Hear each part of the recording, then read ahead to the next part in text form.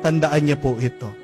Nakakamatay ang pakikipag-away. Amen? Tandaan natin, ang mundo ay salamin lang ng ating puso, ng ating isip.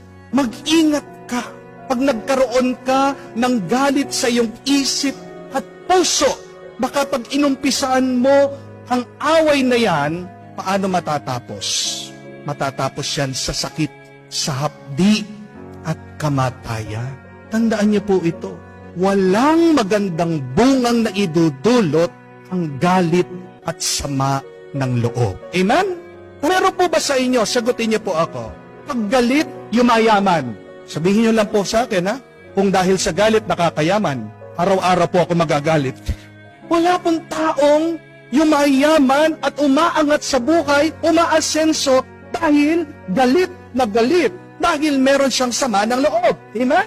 At ito po, tanong ko sa inyo, nakakaganda bang galit? Nakakagwapo ba? Kabaliktaran nga eh. Di po ba? Napaggalit ka, tingnan mo yung itsura ng tao. Kumukulubot ang kanyang balat. Nakasimangot.